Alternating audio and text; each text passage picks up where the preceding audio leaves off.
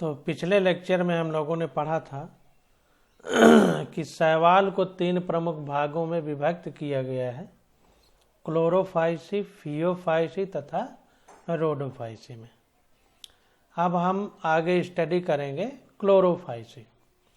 तो देखिए, क्लोरोफाइसी के सदस्यों को प्रायः हरा शैवाल कहते हैं। उसके नाम से ही पता चल रहा है कि क्लोरो का मतलब क्लोरोफिल। क्लोरोफिल को हिंदी में हरित लवक बोलते हैं। तो चूंकि ये हरे रंग का होता है इसीलिए इसको हरा शैवाल कहते हैं। ये एक कोशिक, कॉलोनीमय तथा तंतुमय हो सकते हैं। ये जो है यूनिसेलुलर हो सकते हैं, एक कोशिक हो सकते हैं, कॉलोनीमय मतलब एक साथ बहुत सारे झुंड में हो सकते हैं, तथा तंतुमय यानी धागे जैसी संरचना वाले हो सकते हैं। क्लोरोफिल ए तथा बी के प्रभावी होने के कारण इनका रंग हरी घास की तरह होता है। तो क्लोरोफिल ए और बी जो है ये इसमें प्रभावी होते हैं और क्लोरोफिल का रंग हरा होता है, इसीलिए हरी घास की तरह दिखते हैं।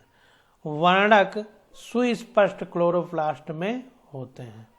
जो वर्णक यानी पिगमेंट होते हैं जिनके कारण हरा रंग है वो सुस्पष्ट होते हैं और क्लोरोप्लास्ट में होते हैं। क्लोरोप्लास्ट जो है जिसके अंदर क्लोरोफिल पाया जाता है। क्लोरोप्लास्ट डिस्क प्लेट की तरह जालिकाकार, कप के आकार, सर्पिल तथा रिबन के आकार के हो सकते हैं। तो क्लोरोप्लास्ट का भी इसमें आकार बताया है।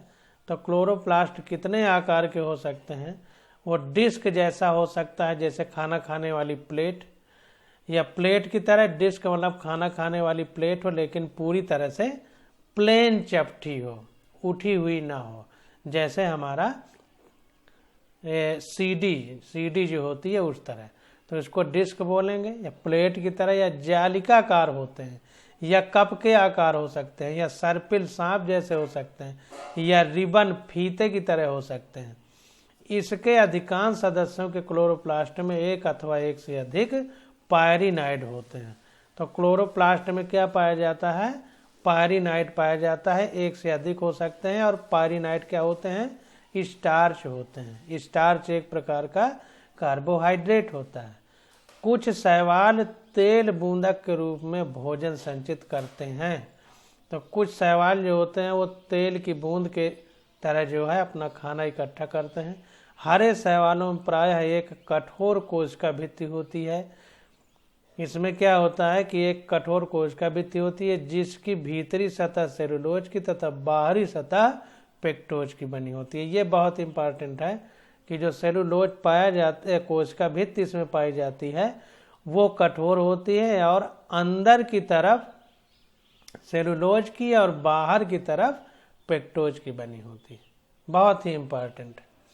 कायिक जनन प्रायः तंतु के टूटने से तथा विभिन्न प्रकार के बीजाणु यानी स्पोर के बनने से होता है। कायिक जनन मतलब वेजिटेटिव रिप्रोडक्शन जो होता है वो बहुत सारे स्पोर के बनने से या तंतु के टूटने से।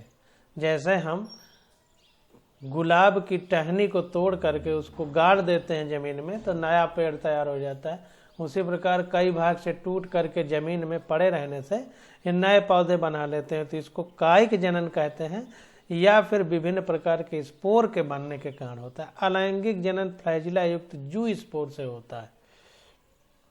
जो अलैंगिक जनन है एसेक्सुअल रिप्रोडक्शन वो फ्लैजिला युक्त जू स्पोर से होता है। ध्यान देना है, जो जू स्पोर होगा उसमें फ्लैजिला होंगे। जू स्पोरेंजिया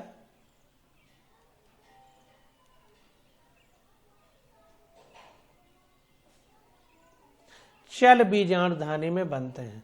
तो जू स्पोर होता है वो जिस व्यवस्था के अंदर बनता है उसको स्पोरेंजिया या चल बीजाणु धानी हिंदी में बोलते हैं। जू स्पोरेंजिया या चल बीजाणु धानी कहते हैं, तो उसमें बनता है। लैंगिक जनन में लैंगिक कोशिकाओं के बनने में बहुत अधिक विभिन्नता दिखाई पड़ती है। ये समयुग्मकी, असमयुग्मकी, विषमयुग्मकी हो सकते हैं। इनके सदस्य सामान्य सदस्य क्लेमाइडोमोनास, वाल्वाक्स, यूलोथ्रिक्स, स्पायरोगारा तथा कारा होते हैं। चित्र 3.1 आ में हमने देख लिया है। तो ये कह रहा है कि जो लैंगिक जनन होता है वो बहुत विभिन्नतापूर्ण होता है, और उसमें विभिन्नता क्या दिखाई देती है कि जैसे ये जो युग्मक होते हैं वो समयुग्मकी हो सकते हैं, यानी आइसोगैमस एक ही तरह के दिखने वाले, कोई अंतर ना हो। असमयुग्मकी एन आइसोगैमस, या मतलब विभिन्न प्रकार के दिखने वाले हो सकते हैं, अथवा असमयुग्मकी अथवा विषमयुग्मकी इनको कहते हैं, हो सकते हैं। इसके सामान्य सदस्य क्या क्या हैं? क्लेमाइडोमोनास, वालवाक्स, यूलोथ्रिक्स, स्पायरो, कारा, ये सब क्लोरोफाइसी का मेंबर हैं। इन एग्जाम्पल को आपको याद करना पड़ेगा। डायरेक्ट पूछेगा कि कारा किस में आता है, क्लोरोफाइसी, फियोफाइसी, रोडोफाइसी, तो वहाँ आपको आंसर देना पड़ेगा। अब इसको थोड़ा सा इंग्लिश में देख लेते हैं क्लोरोफाइसी को। तो लास्ट में देखिए यहाँ पर दिया है एन आइसो आर ऊगैमस। आइसोगैमस मतलब समयुग्मकी, एन आइसोगैमस मतलब असमयुग्मकी, और या इसी को ऊगैमस कहते हैं। एन आइसोगैमस कहें या ऊगैमस, जिसको हिंदी में विषम युग्मकी कहा है। विषम युग्मकी का मतलब ऊगैमस। ऊगैमस में क्या होता है कि जो ओवम होता है, अंडाणु जिसको बोलेंगे, वो बड़ा होता है, और जो शुक्राणु जिसको बोलेंगे वो छोटा होता है। हम आदमी की बात कर रहे हैं, और इसमें विषम युग्मकी बोलेंगे। तो ऊगैमस मतलब जो ऊ है वो फीमेल वाला है, मादा वाला वो बड़ा होता है, और नर वाला छोटा होता है। तो नर वाला मादा के पास चल के जाता है, इतना ध्यान देना। अब आगे हमको पढ़ना है फियोफाइसी। तो देखिए बहुत इंपॉर्टेंट है कि फियोफाइसी अथवा भूरे शैवाल मुख्यतः समुद्री आवास में पाए जाते हैं। तो जो भूरे शैवाल हैं, जिनको अंग्रेजी में फियोफाइसी कह रहे हैं, ये समुद्र में ज़्यादातर पाए जाते हैं। इनके माप तथा आकार में बहुत विभिन्नताएं होती हैं। ये सरल शाखित तंतुमयी एक्टोकार्पस से लेकर सघन शाखित जैसे केल्प तक हो सकते हैं। तो ये सिंपल ब्रांच्ड होंगे, सरल शाखित, उसका एग्जाम्पल एक्टोकार्पस है, या जो है सघन शाखित होंगे, यानी बहुत ज़्यादा ब्रांच उसमें होंगी, बहुत घनी ब्रांच होंगी, तो उसका एग्जाम्पल क्या है? केल्प होता है। केल्प की ऊंचाई 100 मीटर तक हो सकती है। केल्प जो है हमारा ये 100 मीटर तक ऊंचा हो सकता है, मतलब बहुत विशाल होता है। इसमें chlorophyll A, chlorophyll C, carotenoid तथा जैंथोफिल होता है। इसको ध्यान देना है कि क्लोरोफिल ए, सी, कैरोटीनॉइड तथा जैंथोफिल होता है किसमें? केल्प में। केल्प में भी, और एक्टोकार्पस मतलब भूरे शैवाल की बात हो रही है, फियोफाइसी की।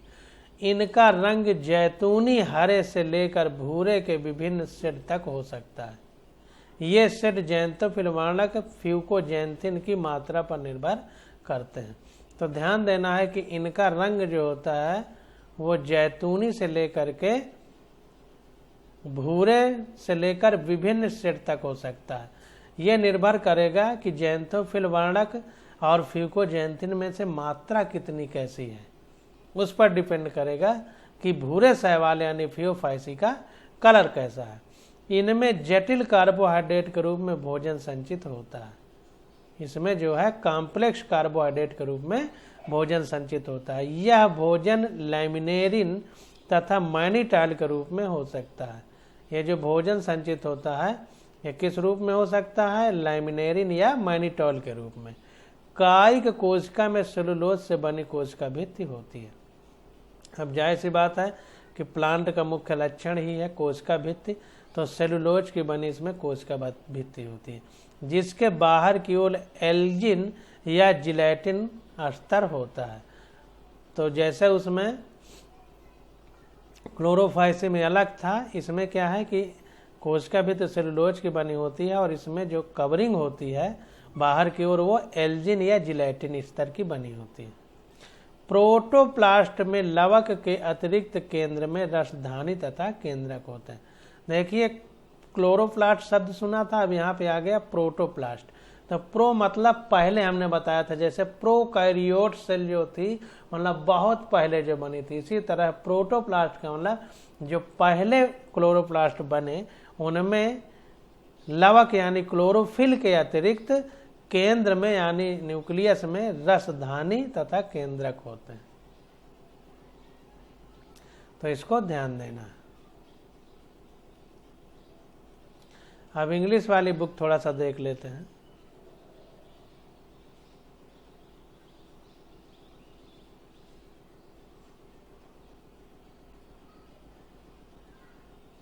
देखिए, the protoplast contain in addition to plastid a centrally located vacuole. रसधानी मतलब इंग्लिश में वैक्यूल बोलेंगे, खाली जगह जहां पर कुछ भरा हो, तो वैक्यूल तथा न्यूक्लियस यानी केंद्रक पाए जाते हैं।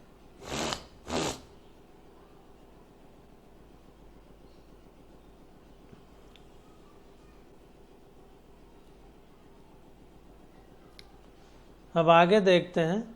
पौधा प्रायः संलग्न द्वारा आधा स्तर यानी सबस्ट्रेटम से जुड़ा रहता है।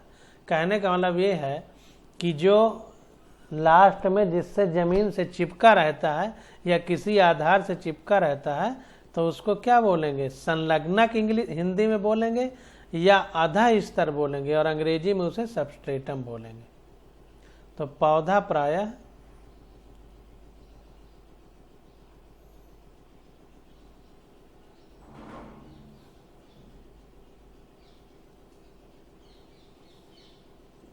सबस्ट्रेटम द्वारा जुड़ा रहता है और इसमें एक वृंत तथा पत्ती की तरह का प्रकाश संश्लेषी अंग होता है, जैसा हमने फियोफाइसी में देखा था। ये देखिए वृंत पाया जा रहा है जिसको होल्ड फास्ट कहते हैं, और ये स्टाइप है। स्टाइप मतलब जिससे ये ऊपर का पार्ट जुड़ा है। या फ्रॉन्ड, देखिए इसको वृंत बोलेंगे। इसमें भी फ्रॉन्ड है, इसमें भी देखिए फ्रॉन्ड, ये वृंत है पूरा पत्ती की तरह संरचना। तो देखिए इस टाइप को छत्रिका वृंत बोलेंगे, नीचे वाले को जो है होल्ड फास्ट उसको स्थापनांग, और ये प्रपर्ण है। ये वृंत है, ये प्रपर्ण है जो पत्ती की तरह है। पत्ती की तरह वाले भाग को प्रपर्ण बोलेंगे, इंग्लिश में फ्रॉन्ड बोलते हैं। देखिए फ्रॉन्ड लिखा हुआ है। तो देखिए लिखा हुआ है कि इसमें वृंत पत्ती तरह एक प्रकाश संश्लेषी अंग होता है। इसमें कायिक जनन विखंडन विधि द्वारा होता है। इसमें जो वेजिटेटिव रिप्रोडक्शन है, कायिक जनन वो विखंडन द्वारा होता है। अलैंगिक जनन नाशपाती के आकार वाले 2 फ्लैजिला युक्त जूस्पोर द्वारा होता है। जो एसेक्सुअल रिप्रोडक्शन है उसमें क्या है कि नाशपाती यानी पियर्स शेप के 2 फ्लैजिला वाले जूस्पोर बनते हैं, उनके द्वारा होता है। इसके फ्लैजिला असमान होते हैं तथा ये पार्श्वीय रूप से जुड़े रहते हैं। इसके जो फ्लैजिला होते हैं वो बराबर नहीं होते हैं, असमान होते हैं और पार्श्वीय यानी पार्शियल रूप से जुड़े रहते हैं।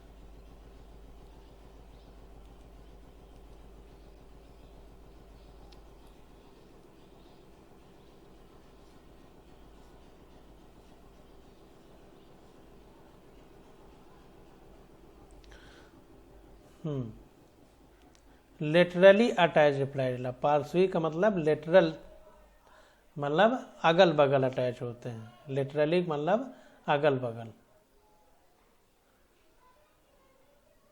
बीचों बीच, मीडियली का मतलब बीच में, बीचों मतलब बीच की तरफ, और लेटरली का मतलब अगल बगल की तरफ अटैच होते हैं।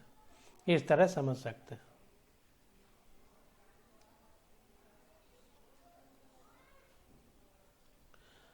आगे देखते हैं। इनमें लैंगिक जनन समयुग्मकी, असमयुग्मकी तथा विषमयुग्मकी हो सकता है।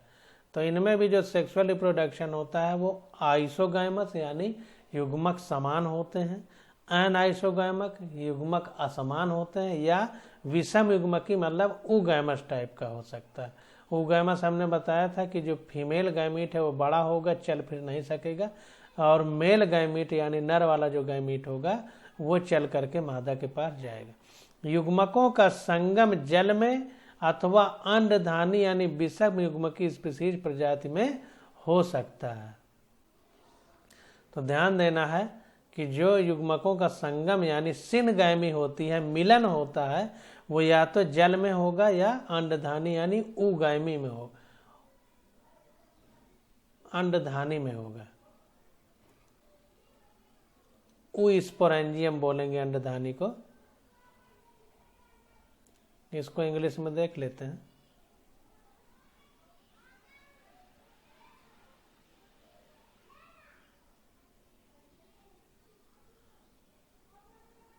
विदिन द उगोनियम, उगोनियम बोलेंगे अंडधानी को इंग्लिश में उगोनियम या उगैमस टाइप स्पीसीज, उगैमस स्पीसीज कहेंगे इसको, जिसमें उगोनियम में निषेचन होगा या संगम होगा गैमीट का। युग्मक पायरीफॉर्म नाशपाती आकार की होती है। जो युग्मक है उसको इंग्लिश में पायरीफॉर्म, हिंदी में नाशपाती आकार के कहेंगे, होती हैं और इनके पार्श्व में यानी लेटरल साइड में 2 फ्लैजिला होते हैं। इनके सामान्य सदस्य एक्टोकार्पस, डिक्टियोटा, लेमिनेरिया, सर्गासम तथा फ्यूकस है। तो फियोफाइसी के मेंबर कौन कौन से हैं इनको याद कर लीजिए। चित्र देखना है तो 3.1 का ब देख लीजिए। अब आगे हम देखते हैं रोडोफाइसी। तो रोडोफाइसी का मतलब लाल शैवाल। तो रोडोफाइसी लाल शैवाल, इनका रंग लाल, लाल वर्णक आर फाइकोएरिथ्रिन के कारण होता है। पूछ लेगा कि इनका लाल रंग किस कारण से होता है, तो आर फाइकोएरिथ्रिन के कारण होता है। अधिकांश लाल शैवाल समुद्र में पाए जाते हैं और इनकी बहुलता समुद्र के गर्म क्षेत्र में अधिक होती है। तो ज़्यादातर जो शैवाल होते हैं लाल वाले वो समुद्र में पाए जाते हैं और समुद्र में भी समुद्र के गर्म क्षेत्र में ये अधिक पाए जाते हैं। ये पानी की सतह पर जहाँ अधिक प्रकाश होता है वहाँ भी पाए जाते हैं और समुद्र की गहराई में भी, और जहाँ प्रकाश कम होता है वहाँ भी पाए जाते हैं। इसका मतलब ये हर जगह पाए जाते हैं, जहाँ प्रकाश जाता है वहाँ भी, जहाँ प्रकाश नहीं जाता वहाँ भी, और गहराई में भी। लाल शैवाल का लाल थैलस अधिकांशतः बहुकोशिक होता है और इनमें से कुछ की संरचना बड़ी जटिल होती है। तो लाल शैवाल का जो थैलस होता है वो अधिकांशतः बहुकोशिक होता है यानी मल्टी सेल्यूलर होता है। थैलस मतलब उसका जो शरीर है। भोजन फ्लोरिडियन स्टार्च के रूप में संचित होता है। ध्यान दीजिए स्टार्च ही होता है लेकिन थोड़ा सा डिफरेंस होता है, इसलिए इसको फ्लोरिडियन स्टार्च कहते हैं। तो फ्लोरिडियन स्टार्च के रूप में भोजन संचित होता है। इस स्टार्च की संरचना एमाइलो प्रोटीन तथा ग्लाइकोप्रोटीन की तरह होती है। तो ये जो स्टार्च होता है इसकी संरचना जो है एमाइलो प्रोटीन या ग्लाइकोप्रोटीन की तरह, ग्लाइकोजन की तरह होती है। तो जो फ्लोरिडियन स्टार्च है जो रोडोफाइसी में पाया जाता है, इसकी संरचना एमाइलो प्रोटीन तथा ग्लाइकोजन की तरह होती है। इसमें कायिक जनन, विखंडन, अलैंगिक जनन अचल स्पोर यानी बीजाणु और लैंगिक जनन अचल युग्मकों द्वारा होता है। इसको ध्यान देना है कि जो कायिक जनन है इसमें वो विखंडन द्वारा होगा, टूट टूट के बिखर जाएंगे सब जगह, और जहाँ भी जाएगा जो भाग टूट के वहाँ पर नया पौधा बन जाएगा। और अलैंगिक जनन अचल स्पोर या बीजाणु द्वारा होता है और लैंगिक जनन अचल युग्मकों यानी अचल युग्मकों द्वारा होता है जो चल नहीं सकते हैं। तो इसको इंग्लिश में भी देख लेते हैं।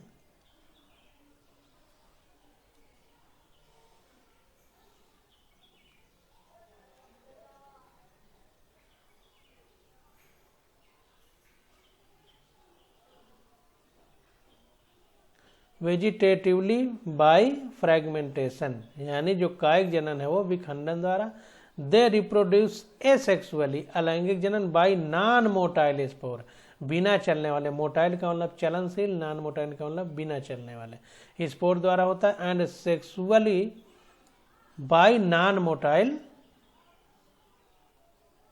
गैमीट्स, और जो सेक्सुअल रिप्रोडक्शन होता है लैंगिक जनन वो बिना चलने वाले विषम युग्मक यानी बीजाणु द्वारा, गैमीट द्वारा होता है। लैंगिक जनन विषम युग्मक ही होता है, हेटेरोगैमस टाइप, मतलब एनाइसोगैमस कह सकते हैं या उगैमस भी कहा गया था, कई टाइप हो सकते हैं। और इसके पश्चात निषेचनोत्तर विकास होता है। निषेचन मतलब फर्टिलाइजेशन। फर्टिलाइजेशन का मतलब नर और मादा युग्मक यानी मेल और फीमेल गैमीट के मिलने के बाद जो संरचना बनती है उसको जाइगोट बोलते हैं, भ्रूण बोलते हैं हिंदी में। तो उसके बाद विकास प्रारंभ होता है। तो वही कह रहा है निषेचनोत्तर विकास होता है। इसके सामान्य सदस्य पोलीसाइफोनिया, ग्रेसिलेरिया, पोरफायरा तथा जिलेडियम है। तो इनके जो सामान्य सदस्य हैं उनको याद करना जरूरी है। चित्र देखना चाहते हैं तो चित्र 3 का सा में दिखाया गया है। अब हमने देखिए एल्गी पढ़ लिया, अब आगे ब्रायोफाइट आ गया। तो इसमें एक सारणी दी गई है, उसको भी पढ़ लेते हैं। तो यहाँ पर देखिए तालिका में शैवाल के डिवीजन, अनुभाग तथा उनके प्रमुख अभिलक्षण। तो शैवालों के बारे में बढ़िया चार्ट दिया गया है, इसको याद कर लें अगर तो बहुत अच्छा काम होगा। तो डिवीजन में देखिए क्लोरोफाइसी, फियोफाइसी, रोडोफाइसी 3 भाग में बांटा गया है। क्लोरोफाइसी के अंतर्गत हमारे हरे शैवाल आ जाएंगे, फियोफाइसी के अंतर्गत भूरे शैवाल, रोडोफाइसी के अंदर लाल शैवाल।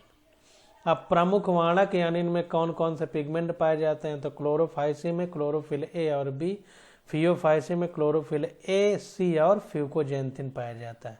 रोडोफाइसी को लाल शैवाल बोलते हैं, इसमें क्लोरोफिल ए, डी और फाइको एरिथिन पाया जाता है।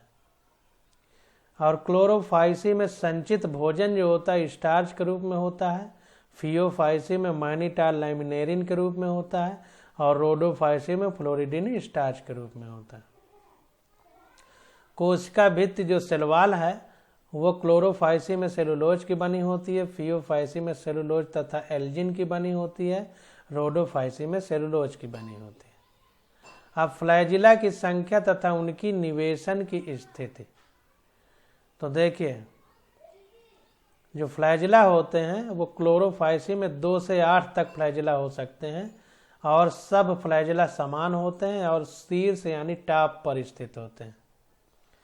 फियोफाइसी में क्या है, 2 फ्लैजिला होते हैं, दोनों असमान होते हैं, बराबर नहीं होते और पार्श्वी यानी लेटरली स्थित होते हैं। रोडोफाइसी में क्या है कि फ्लैजिला अनुपस्थित ही होते हैं। अब आवास रहते कहाँ कहाँ हैं? तो जो क्लोरोफाइसी के मेंबर हैं वो अलवण जलीय, लवण जलीय या खारा जल कहीं भी पाए जाते हैं, यानी जिस पानी में नमक न मिला हो उसमें भी पाए जाएंगे, नमक मिले पानी में भी पाए जाएंगे या खारे नमकीन पानी में भी पाए जाएंगे। फियोफाइसी हमारा अलवण जल, बहुत कम खारा जल या लवणीय जल सब में ये भी पाए जाएंगे। रोडोफाइसी अलवण जल, कुछ खारा जल, लवण जल, अधिकांश तो ज़्यादातर नमकीन जल में पाए जाते हैं और खारे जल में कुछ पाए जाते हैं। तो इस प्रकार से ये सारणी अगर याद है तो सारी चीज़ें लगभग इसमें आ गई हैं। अब आगे आ जाता है हमारा ब्रायोफाइट है। तो ब्रायोफाइट में क्या है कि ब्रायोफाइट में मांस तथा लीवर वर्ट आते हैं जो प्रायः पहाड़ियों में नम तथा छायादार क्षेत्रों में पाए जाते हैं। तो ये पहाड़ियों में पाए जाते हैं, नम तथा छायादार स्थानों में मिलते हैं। चित्र 3.2।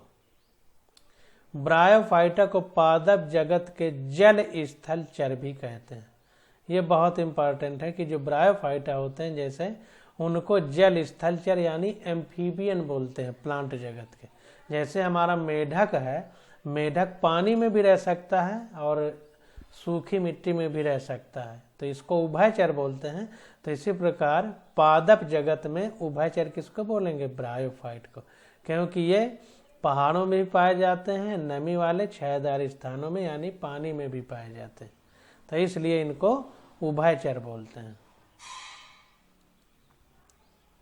अब ये फिगर हम थोड़ा बाद में देखेंगे, पहले इसको समझ लेते हैं या पहले ही फिगर देख लेते हैं। तो फिगर देखते हैं हम लोग। तो देखिए ये फिगर बना हुआ है ब्रायोफाइट 1 में लीवरवर्ट मार्केंसिया का फिगर है। ये लीवरवर्ट मार्केंसिया का फिगर है। तो इसमें देखिए ये लीवरवर्ट मार्केंथिया जैसे कटी पत्ती जैसा पड़ा हुआ है, इसमें ये मूलाभास पाए जाते हैं। मूलाभास को इंग्लिश में राइजोइड बोलेंगे। मूलाभास का मतलब मूल का आभास हो, जिसमें मूलाभ लिखा है, मूलाभास भी बोलते हैं। मूल का आभास, मूल का मतलब जड़, जड़ जैसा दिखेगा, लेकिन जड़ में जो जो चीजें पाई जाती हैं वो नहीं पाई जाएंगी, लेकिन जड़ की तरह पानी पौधे को मिलता रहे वो काम करेगा, तो इसीलिए इसको मूलाभास कहते हैं। ये जेमा कप पाया जाता है, जेमा कप, ये देखिए कप जैसी संरचना, इनको जेमा कप कहते हैं। और ये स्त्रीधानी धर है, ये देखिए डंडा जैसे बना हुआ है और इसके ऊपर फूल जैसे लगा है, तो ये डंडा जो है इसको स्त्रीधानी धर बोलेंगे, यानी आर्किगोनियोफोर। और इसमें ये स्त्रीधानी पाई जाएगी, यानी फीमेल जनन पार्ट जो मादा जनन अंग है वो ऊपर पाया जाएगा। तो इसको इंग्लिश में भी देख लेते हैं। देखिए राइजोइड बोलते हैं मूलाभास को, और ये जेमा कप पाए जाएंगे, और ये आर्किगोनियोफोर पाए जाएंगे, या स्त्रीधानी धर हिंदी में बोलेंगे, और ऊपर इसमें मादा जनन अंग पाया जाएगा, इसको आर्किगोनियम कह सकते हैं। जो भी कहेंगे उसको हम लोग अभी देख लेंगे।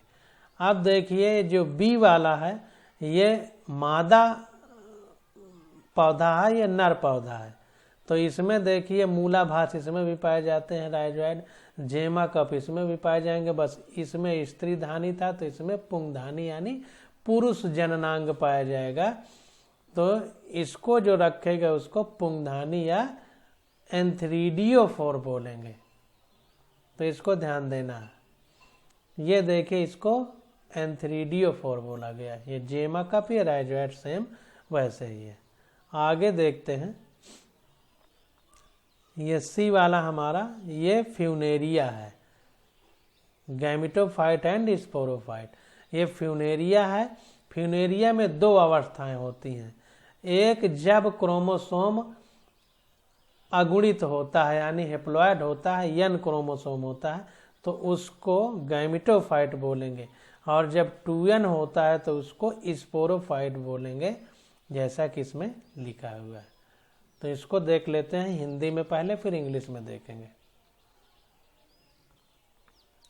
तो यहाँ पर देखिए सबसे पहले इसमें मूलाभास है फ्यूनेरिया में, जैसे राइजोइड उसमें मूल का आभास होगा लेकिन जड़ें नहीं होंगी, लेकिन जड़ों की तरह काम होगा, पौधे को पानी देंगे और कुछ खनिज तत्व भी देंगे उसकी आवश्यकता के हिसाब से।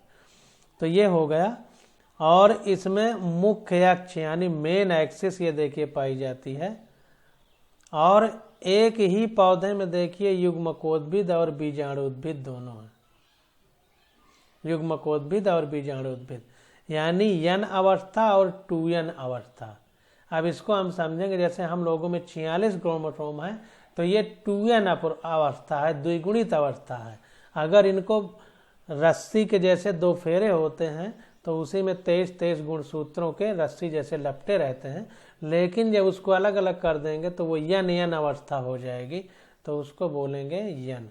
तो जैसे मान लीजिए ये कोई रस्सी है, इसी में कोई रस्सी ऐसे फंसा दी जाए तो इसी तरह क्रोमोसोम होता, तो ये हमारा 2n अवस्था है। अब ये रस्सियों को अलग अलग कर दें तो ये यन हो जाएगा, ये भी यन हो जाएगा, जब मिलेंगे दोनों तो 2n हो जाएंगे।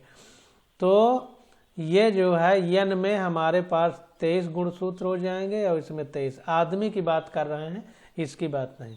और ये पूरे जब 2n होता है तो 46 होते हैं। तो ऐसे युग्मकोद्भिद जो अवस्था है इसको, तो ये यन अवस्था होती है, और बीजाणुद्भिद जो अवस्था है ये 2n अवस्था होती है। अब इसको देखते हैं। तो मुख्य अक्ष हो गया, ये पत्तियां हो गई, ये सीटा हो गया, सीटा। अभी सीटा का क्या मतलब है अभी आगे हम लोग पढ़ते हैं।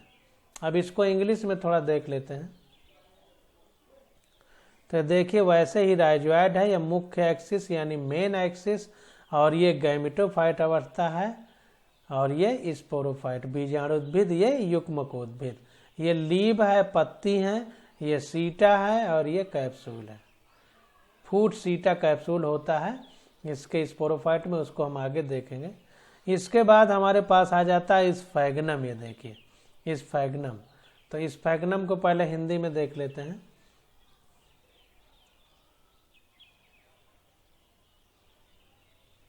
तो इस फेगनम में देखिए स्त्री धानी शाखा, ये देखिए जहाँ पर मादा जनन अंग होता है वो शाखा जो है, देखिए जैसे आप केला देखे होंगे तो केला जब छोटे छोटे होते हैं तो उसके ऊपर लाल रंग की एक परतें चढ़ी रहती हैं, बड़े बड़े फट्ठे जैसे चढ़े रहते हैं। तो वो चूंकि ये मादा जो जनन अंग है उसको ढके हुए है तो स्त्री धानी शाखा बोल रहे हैं। स्त्री मतलब मादा, ये शाखाएं हैं और ये प्रपर्ण है। इसको इंग्लिश में भी देख लेते हैं। तो इंग्लिश में देखिए आर्किगोनियम ब्रांच, स्त्री धानी शाखा, इंग्लिश में आर्किगोनियम ब्रांच बोलेंगे। आर्किगोनियल ब्रांच ये शाखाएं हैं यानी ब्रांचेज हैं, और ये प्रपर्ण जिनको कह रहा है वो एंथ्रीडियल ब्रांच है यानी नर जनन अंग इसमें पाए जाएंगे, एंथ्रीडियल ब्रांच। अब इसको हम लोग पढ़ते हैं।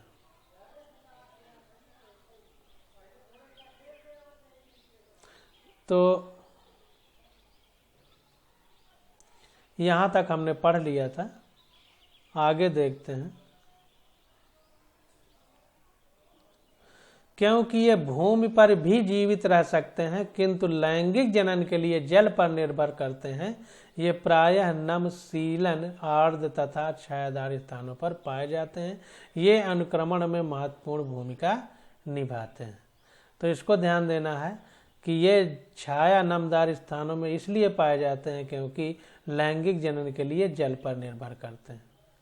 तो इसको ध्यान देना है कि जब लैंगिक जनन होता है तो इनके जो वो हैं वो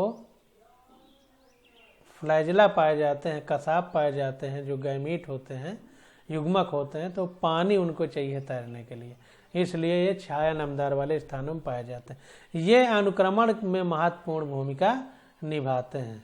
अब इंग्लिश में देखते हैं कि अनुक्रमण का क्या मतलब है।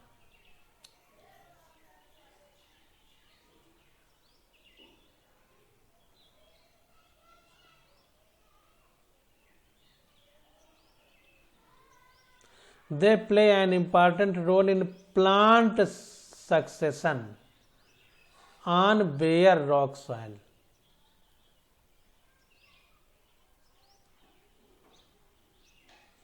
तो ये अनुक्रमण में महत्वपूर्ण भूमिका निभाते हैं। अनुक्रमण का मतलब सक्सेशन। सक्सेशन का मतलब कि अगर इनको उगा दिया जाए तो जहाँ पर बंजर है वहाँ पर खेतीदार जमीन बन सकती है, मतलब जमीन को अच्छा करते हैं। इनकी पादप काय शैवाल की अपेक्षा अधिक विभेदित होती है। इनकी पादप काय शैवाल की अपेक्षा अधिक विभेदित होती है।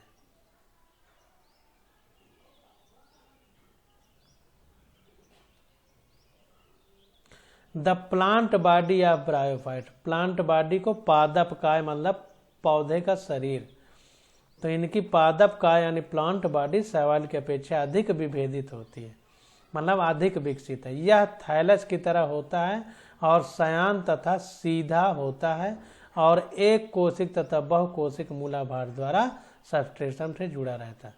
तो इसको ध्यान देना है कि ये थैलस की तरह होता है लेकिन इसमें सयान पाया जाता है और सीधा होता है और एक कोशिक यानी यूनिसेलुलर या बहुसेलुलर मूलाभास द्वारा इस सबस्ट्रेटम से जुड़ा रहता है। मूलाभास मतलब जो जड़ें राइजोइड जिसको बोलते थे, तो वो एक कोश की या बहुकोश की होते हैं, यानी यूनिसेलुलर या मल्टीसेलुलर। इनमें वास्तविक मूल, तना अथवा पत्तियां नहीं होती हैं। इनमें जो जड़, तना, पत्तियां हैं ये सब वास्तविक नहीं है।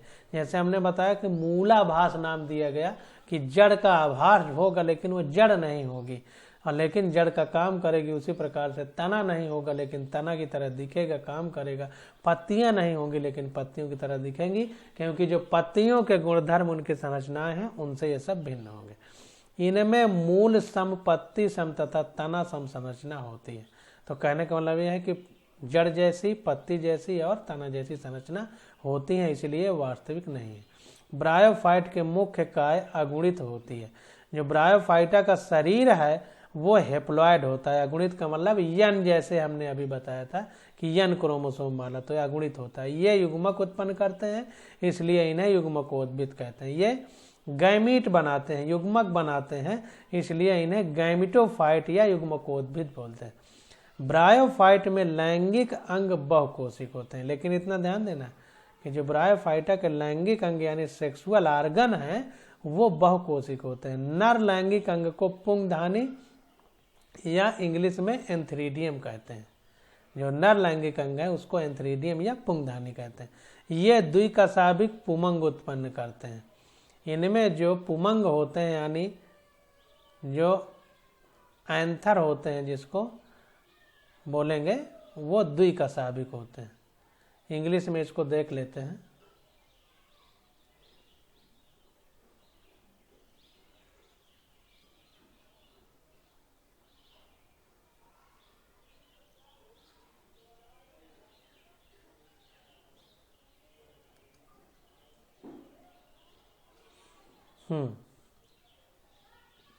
The antherozoid are released into water, तो एंथेरोजॉइड बोलेंगे।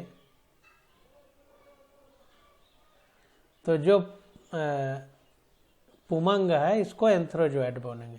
तो ये द्विकशाभिक पुमंग उत्पन्न करते हैं। मादा जननांग को स्त्रीधानी या आर्किगोनियम बोलते हैं।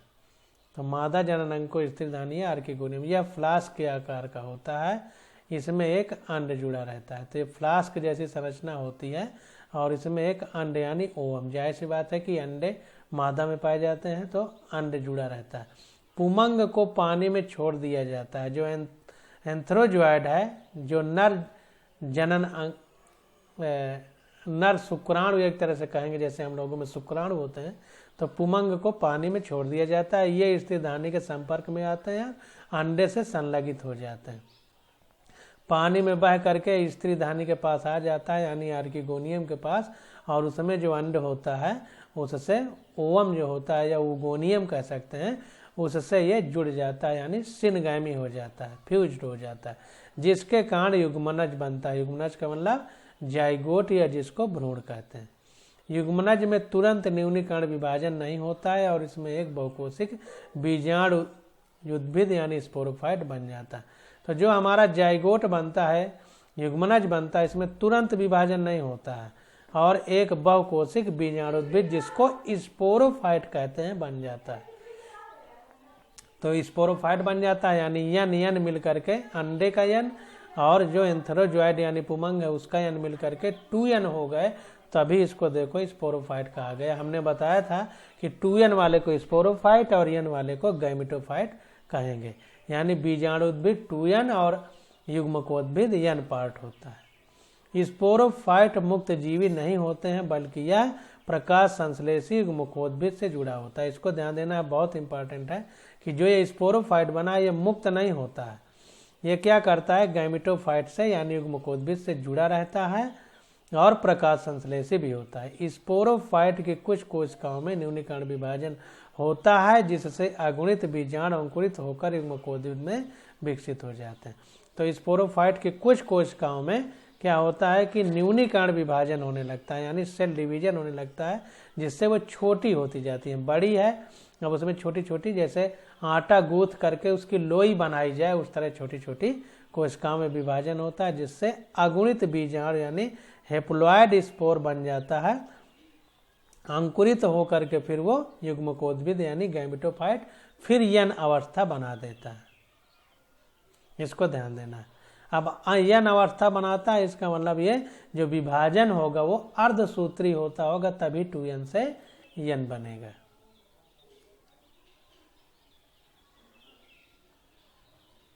ब्रायोफाइट का बहुत कम आर्थिक महत्व है, लेकिन कुछ मांस शाकाहारी स्तनधारियों, पक्षियों तथा अन्य प्राणियों को भोजन प्रदान करते हैं।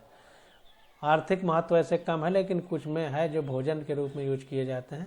इस फेगनम की कुछ स्पीसीज पीट प्रदान करती हैं।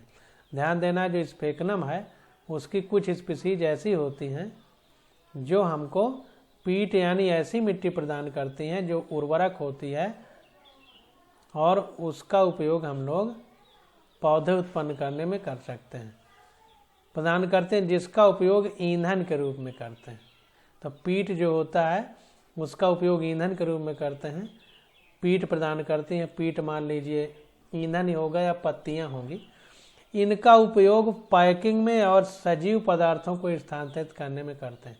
तो जो पीट है इसका उपयोग हम लोग पैकिंग में करते हैं, और जो जीवित पदार्थ है उनको एक स्थान से दूसरे स्थान भेजने में काम करते हैं। जैसे कानपुर से इलाहाबाद भेजना है इसको, किसी जीवित चीज को, जैसे पौधा है या जीव है, तो पीठ जो होता है स्फेग्नम का उसमें बंद करके भेजते हैं। इसका कारण यह है कि इनमें पानी को रोकने की बहुत अधिक क्षमता होती है। और इसमें बंद करके क्यों भेजते हैं? क्योंकि पानी रोकने की क्षमता होती है।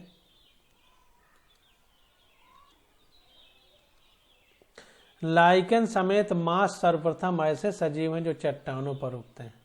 तो लाइकेन समेत जितने भी मांस हैं वो सबसे पहले सजीव हैं जो चट्टानों में उगे। इनका पारिस्थितिक दृष्टि से बहुत महत्व है। इन्होंने चट्टानों को अपघटित किया और अन्य उच्च कोटि के पौधों को उगने के अनुरूप बनाया। तो इसका पारिस्थितिक महत्व इतना ज़्यादा है कि जहाँ पर चट्टानों में ये उगे उनको डिकम्पोज कर दिया, अपघटित कर दिया, तोड़ दिया, और वहाँ खेती जैसी जमीन बन गई। चूंकि मांस मिट्टी पर एक सघन परत बना देते हैं, इसलिए वर्षा की बौछारों मृदा को अधिक हानि नहीं पहुंच पाती, और इस प्रकार ये मृदा अपक्षरण को रोकते हैं। तो इस प्रकार से क्या हुआ कि वहां से मिट्टी बहने को ये रोकते हैं, क्योंकि ये उसके ऊपर बहुत बढ़िया परत बना देते हैं।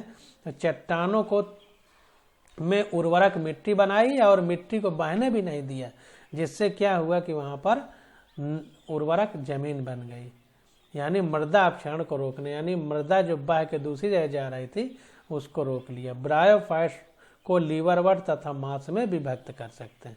ब्रायोफाइट को हम लीवरवर्ट या मांस में दो भागों में विभक्त कर सकते हैं। तो अब एक भाग लीवरवर्ट हो जाएगा, दूसरा भाग मांस हो जाएगा। अब लीवरवर्ट को हम लोग अगले लेक्चर में अपने स्टडी करेंगे।